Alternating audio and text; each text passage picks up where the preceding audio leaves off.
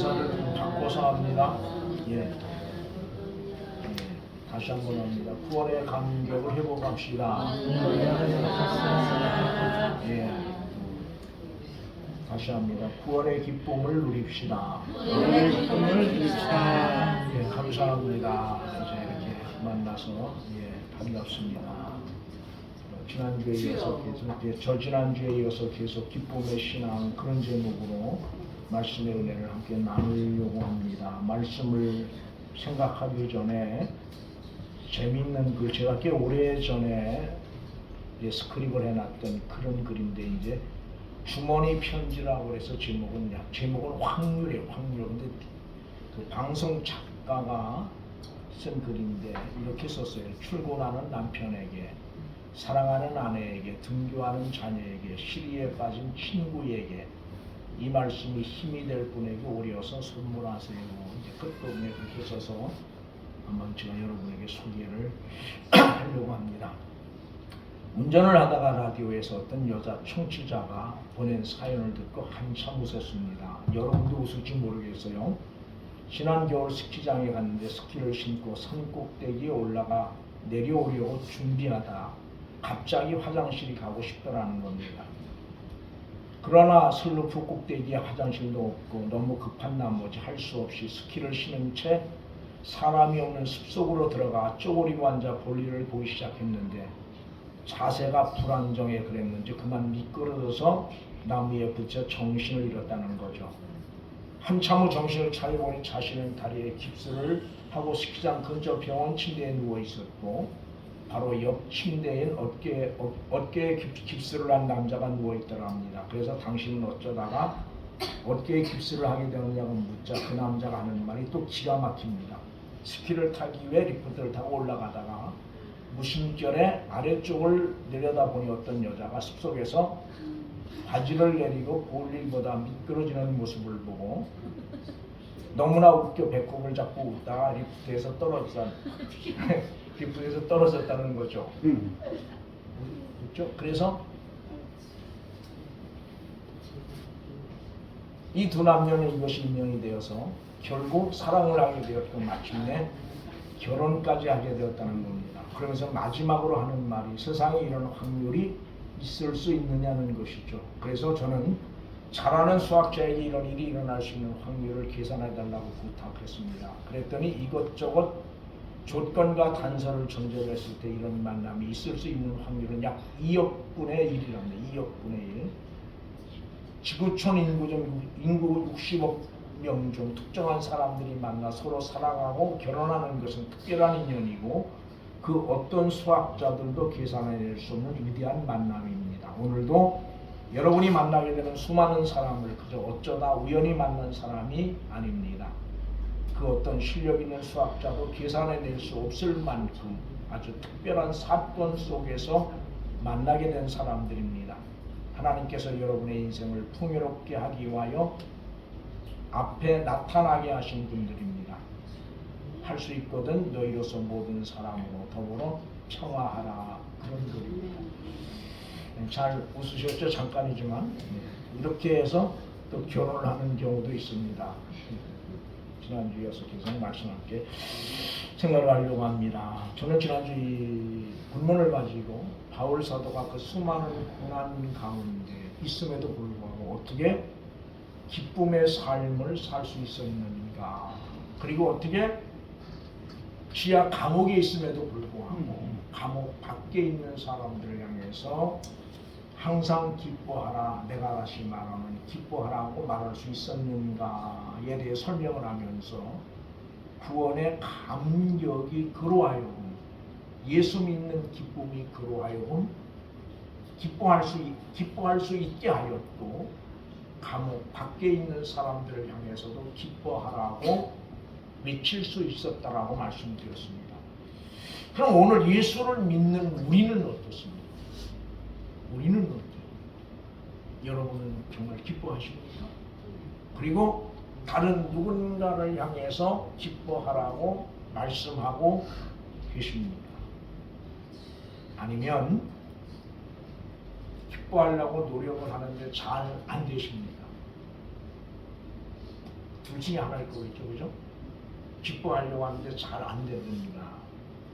또 누군가를 향해서 나도 기뻐할 뿐 아니라 내게 있는 기쁨을 누군가에게 전할 뿐 아니라 그를 향해서 기뻐하라고 말할 수 있는 그런 믿음의 자리에 있는 사람도 있으리라고 생각을 합니다. 하나 분명한 것 하나는 적어도 오늘 우리가 구원의 감격을 회복할 수 있다면, 그리고 구원의 기쁨을 누릴 수 있다면 환경, 여건, 상황에 상관없이 누군가를 향해서 기뻐하라고 외칠 수 있고 기뻐하라고 말할 수 있다는 겁니다.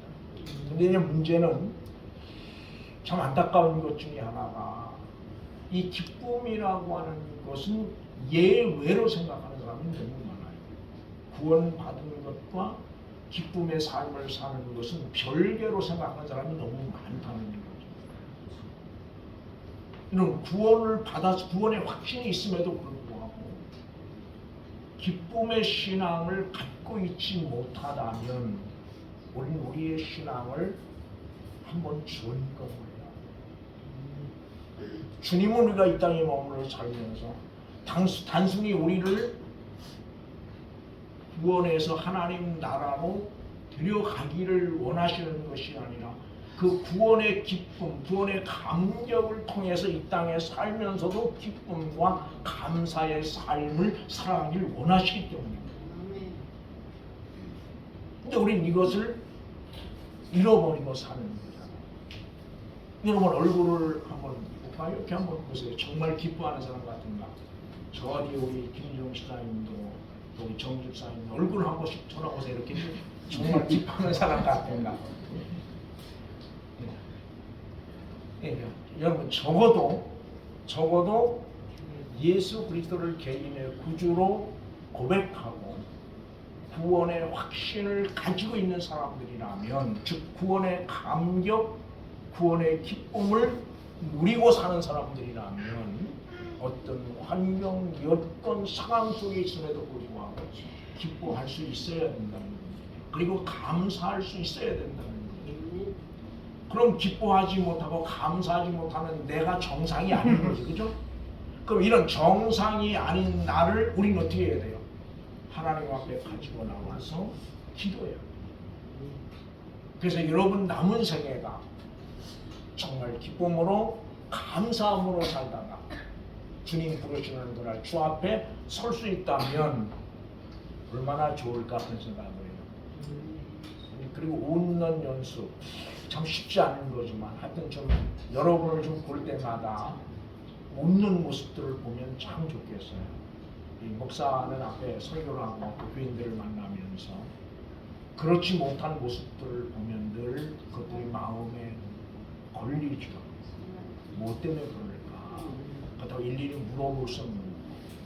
여러분도 아마 똑같을 거예요. 목사가 오늘 강단에 섰는데 인상이 별로 썩 안 좋아요. 그럼 여러분도 궁금할 거예요. 목사가 뭐 때문에 저렇게 얼굴을 찌그리고 있을까? 근데 물어보지도 못하고 아마 똑같은 걸 거예요. 하나님이 여러분의 모습을 볼 때도 이와 동일할 겁니다. 하나님 우리가 그 구원이라고 하는 선물을 통해서 기쁨과 감사의 삶을 살기를 원하시는데, 그런 우리가 기뻐하지 못하면, 그런 우리가 매일 얼굴을 찡그리고 마음에 평안이 없이 살고 있다면 그를 바라보시는 주님의 마음이 어떠하겠는가, 그런 생각을 한번 좀 해봅니다. 저는 오늘 여러분 속에 이런 그 기쁨의 신앙, 또 감사의 신앙을 하나님께서 허락해 주시기를 간절히 소망합니다. 그 다음에 이제 바울 사도는 이렇게 기뻐할 수 있었던 두 번째 이유는 하나님의 끝없는 사랑과 하나님의 경륜을 깨달았기 때문입니다. 우리 로마서 8장 28절 같이 한번 볼까요? 로마서 8장 28절입니다. 로마서 8장 28절 같이 있습니다. 8장 28절 찾으셨으면 같이 있습니다. 우리가 알거니와 하나님을 사랑하는 자고 그의 뜻대로 부르심을 자에게 모든 것이 합력하여 소원을 이루느니라. 아멘. 거기 보면 우리가 알거니와 하나님을 사랑하는 자, 곧 그 뜻대로 부르심을 입은 자들에게는 모든 것이 뭐예요? 협력하여 성을 이룬다. 그렇게 말해요. 즉 끝까지 붙들고 책임져 주시는 하나님의 놀라운 사랑을 확신했기에 바울 사도는 기뻐할 수가 있었습니다. 우리 35절 같이 봅니다. 8장 35절입니다. 같이 봅니다. 누가 우리를 그리스도의 사랑에서 끊으니 환난이나 번고나 박해나 기근이나 적신이나 위험이나 칼이야. 아멘. 예, 누구도 그 어떤 것도 우리를 어디서 끊을 수 없어요? 하나님의 사랑에서 끊을 수 없다면 환난도 번고도 박해도 기근도 적신도 위험도. 여러분 오늘 우리가 이런 확신을 가질 수 있다면, 이런 확신을 가지고 있다면 기뻐하고 감사하지 못할 일이 있을까요? 근데 우리 이런 확신이 없는 거죠. 다시 한번 오늘 말씀을 좀 꼭 붙드시길 원합니다.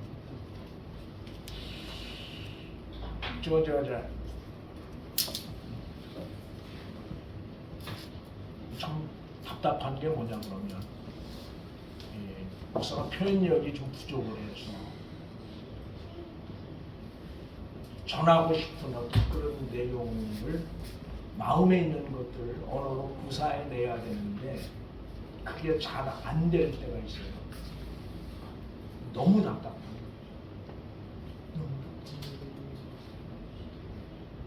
그럴 때 정말 그래서 나는 오늘 이 말씀을 좀 마음으로 우리가 드실 수 있다면 너무 좋겠다고 생각합니다. 그 다음에 우리 또 한 절 더 읽어볼까요? 39절 같이 봅니다. 로마서 8장 39절입니다. 높음이나 깊음이나 그 피조물이라 우리를 우리 주 그리스도 예수 안에 있는 하나님의 사랑에서 끊을 수 없습니다. 아멘. 뭘 믿는 겁니까? 하나님의 절대적 사랑을 믿는, 상대적 사랑이 아니에요. 절대적 사랑. 어떤 상황, 어떤 여건, 어떤 환경 속에서도 변함이 없는 이 하나님의 사랑을 믿기에 뭐 하는 겁니까? 감사할 수 있는. 그럼 이 하나님의 사랑을 믿는다고 하는 말은 바울 사도가 어떤 상황, 환경 속에 처해 있을지라도 거기에 뭐가 함께하는 걸 믿는 겁니까? 하나님의 사랑이 거기에 함께하는 걸 믿는 거예요. 이렇게 나를 사랑하는, 그럼에도 불구하고 내 삶 속에 어떤 일들이 일어났다면 나는 이해할 수 없어요. 나는 받아들일 수 없어요. 그래서 아우성치고 발버둥칠 수밖에 없지만 하나 분명한 것은 그것이 궁극적으로 내게 뭐하기 때문입니까? 꼭 필요하고 유익하기 때문이라고 믿는 거예요. 지금 나는 너무 힘들어요.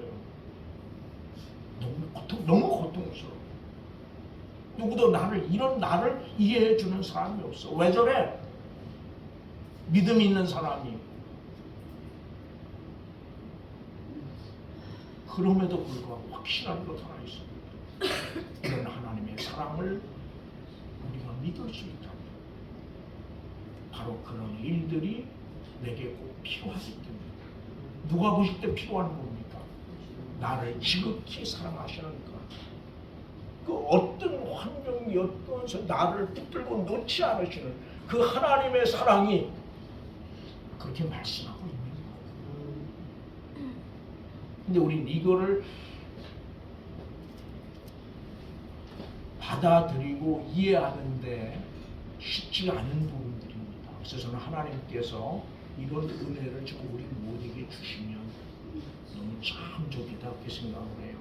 시편 기자는 이렇게 고백을 합니다. 어디를 보느냐 그러면 시편 27편 10절 한번 같이 볼까요? 제가 가끔 잘 하는 이야기인데 시편 27편 10절입니다.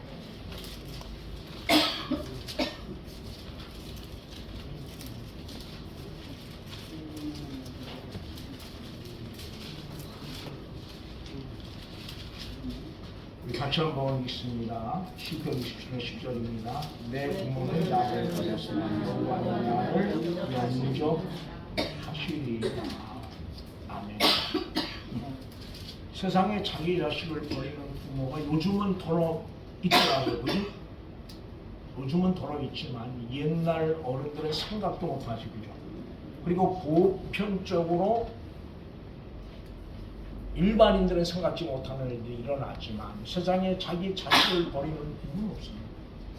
그런데 혹 그런 부모는 자식을 버릴지라도 누구는 하나님은 뭐예요? 영접하신다는 겁니다. 사랑하는 교회, 오늘 우리 모든 이런 끝없는 하나님의 사랑을 모하는 사람들입니다. 이런 하나님의 사랑 가운데 살고 있는 사람들, 이런 하나님의 사랑을 믿기에 오늘 여기 나와 있는 거예요. 또 이런 하나님의 사랑이 오늘 우리 모두를 알게 모르게 관건하고 붙들고 있기에 오늘 어쩌면 여러분과 나도 여기 있는지 모른다는 거예요. 그런데 오늘 이런 것들을 바울사는 에베소 3장에서 뭐라고 이야기하느냐 그러면 같이 한번 봅니다. 에베소 3장입니다.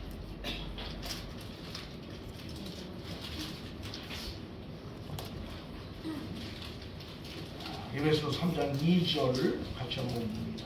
2절 같이 한번 읽습니다. 너희를 위하여 내게 준 하나님의 그 은혜의 경륜을 너희가 들었을 거리라. 아멘. 그 다음에 9절입니다. 영원부터 만물을 창조하신 하나님 속에 감추어졌던 비밀의 경륜이 어떠한 것을 드러내게 하려 하십니다. 거기 보면 경륜이에요. 2절에서는 은혜의 경륜이라고 이야기하고 있고 9절에서는 비밀의 경륜이라고 이야기하고 있어요. 원어의 의미를 보면 오이코노미안이라고 해서 하나님의 계획이나 경영, 즉 하나님의 특별하신 계획, 하나님의 특별하신 이 하나님의 특별하신 계획은 누구도 모르는 거예요. 지난주도 말씀드렸죠. 왜 하나님이 바울 사도를 어머니의 털을 선택하셨다고 이야기했죠. 그죠? 그럼 언제 깨달은 거라고 제가 말씀드렸어요? 하나님의 은혜를 깊이 경험한 후에 깨달은 거예요. 단순히 다메섹 도상에서 부르는 것이 아니고 이미 어머니 뱃속에 있을 때 그를 특정하셔서 때가 되면 그때 부르시는 겁니다. 거의 같은 의미입니다. 그렇다면 왜 그렇게 예수 믿는 사람을 잡아다가 감옥에 가두게 하고 또 예수 믿는 사람을 때려 죽이는데 증인 서도록 하셨는가라고 합니다. 그것도 역시 뭐에 있다는 겁니까? 하나님의 절대적 경륜 속에 있다. 그럼 언제 깨닫는 겁니까? 하나님과의 신령한 관계 속에서 깨닫게 됩니다. 마찬가지예요. 오늘 우리가 여기 앉아 있는 것, 이 시간 이 말씀을 함께 들을 수 있는 것, 다 모두가 이 말씀에 비추어 보면 어디에 있는 겁니까? 하나님의 경륜 속에 있는 거예요. 하나님의 경륜. 단 우리는 그걸 모르는 것뿐이에요. 그렇다면 하나님의 경륜 속에 우리 모두의 삶이 있다면 이 하나님의 경륜은 하나님의 경영, 하나님의 계획은 우리 사람의 계획은 어때요? 순간순간 많이 바뀌어요. 그죠? 사건에 따라 바뀌고 상황에 따라 바뀌고 여건에 따라 바뀌지만 하나님의 계획은 어떤 환경, 여건 속에서도 변함이 없어요. 그래서 진리라고 해요. 진리는 변하지 않는 거예요. 우리 하나님의 말씀을 진리라고 말하는 것은 어떤 상황 속에도 변함이 없는 불변. 그분의 경륜 속에 우리 모두가 여기 있다면, 그리고 우리가 그분의 경륜을 믿는다면, 그분의 경륜이 궁극적으로 어떤 겁니까? 선을 이루는 거라고 이야기합니다. 선을 이루는 거라고 말하고 있다. 비록 지금 내가 어렵고 힘들지만 저는 너무 힘이 들어서 고개를 들어 하나님을 쳐다볼 힘조차 없는 그런 극한 상황 속에 있을지라도 분명한 것 하나는 뭐예요? 그 속에 누가 뭐가 있는 겁니까? 여러분을 향하신 하나님의 사랑이 그 속에 머물러 있음을 믿는 거예요. 그래서 우리는 그 사랑을 믿기에 하나님 앞에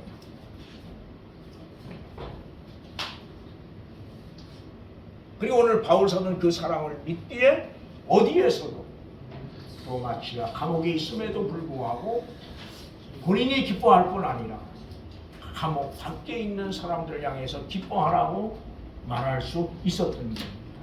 또 우리 모두 이런 하나님의 사랑과 하나님의 경륜을 믿기에 뭐예요? 어려운 사람들을 찾아가서 뭐라고 말합니까? 그래도 뭐해서? 주님 안에서 기뻐하십시오. 그렇게 이야기할 수 있습니다. 그래도 주님 안에서 그럼에도 불구하고 뭐가 있기에? 뭘 믿기에? 오늘 여러분과 나를 향하신 하나님의 사랑을 믿기에 그리고 여러분과 나를 향한 하나님의 사랑이 거기에 머물러 있음을 믿기에 우리는 그렇게 권면할 수 있습니다. 여러분 오늘 이것을 믿을 수 없다면 이것이 믿어지지 않는다면 이 시간 우리는 그런 나를 하나님 앞에 내려놓아야 합니다. 그리고 우리 여러분 남은 생에 적어도 이 말씀 붙들고 하나님 내게 주어진 남은 생애 속에서 어떠한 삶의 여정이 펼쳐질지라도 감사하게 하시고 찬양하게 하시고 기뻐할 수 있는 믿음의 자리 하나님 나를 세워주시옵소서. 기쁨의 신앙이 감사의 신앙이 내 개인 속에 하나님 교회 속에 가정 속에 있게 하여 주시옵소서. 아멘. 그런 간절한 고백 오늘 우리에게 있어야 됩니다.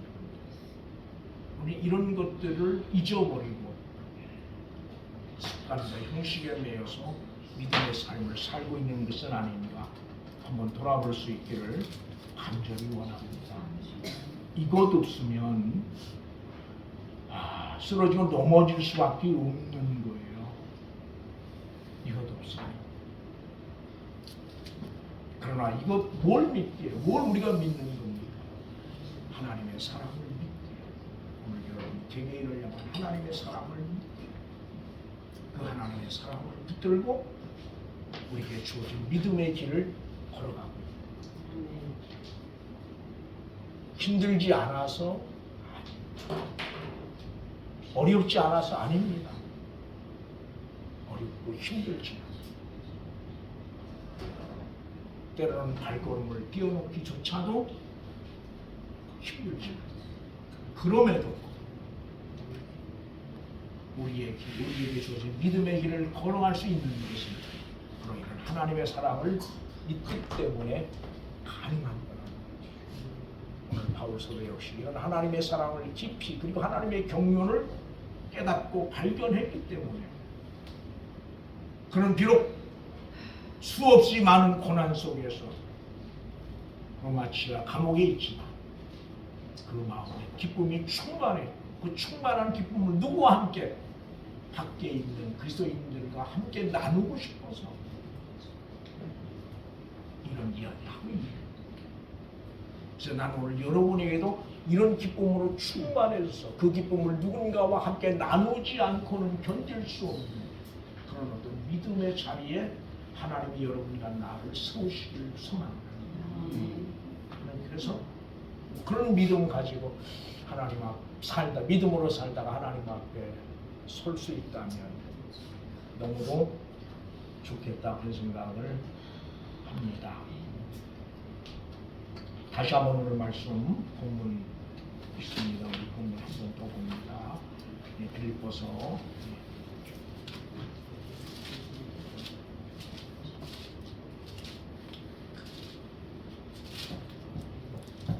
4장 우리 4절 다시 한번 같이 봅니다. 4절 같이 읽습니다. 주 안에서 항상 기뻐하라. 아멘. 이 말씀 마음에 드시고 주 안에서라고 하는 거죠. 주 밖에는 기뻐할 일이 별로 없어요. 주 안에 있을 때 기뻐할 수 있어요. 다른 말로 말하면 주님으로 인하여 주님 때문에 그런 말. 주님으로 인하여 주님 때문에. 주 밖을 보면 기뻐할 일이 뭐가 별로 있겠어요? 기뻐할 일이 없어요. 그러나 주 안에 있습니다. 어떤 환경, 어떤 상황 속에서 항상 기뻐할 수 있다는 사실을 기억하시고 한 주간 동안 이 말씀을 좀 마음에 깊이 묵상을 하시면 참 좋겠어요. 그래서 이 말씀이 여러분 삶의 성령으로 나타나서 아까 말씀드린 것처럼 누군가와 함께 내게 주신 기쁨을 나누지 않고는 견딜 수 없는 믿음의 자리에 하나님이 우리 모두를 세우실 수 있는 그런 귀한 은혜가 함께하기를 주의 이름으로 부탁을 드립니다. 기도하시겠습니다. 우리 한번 기도합니다. 우리 특별히 우리 공충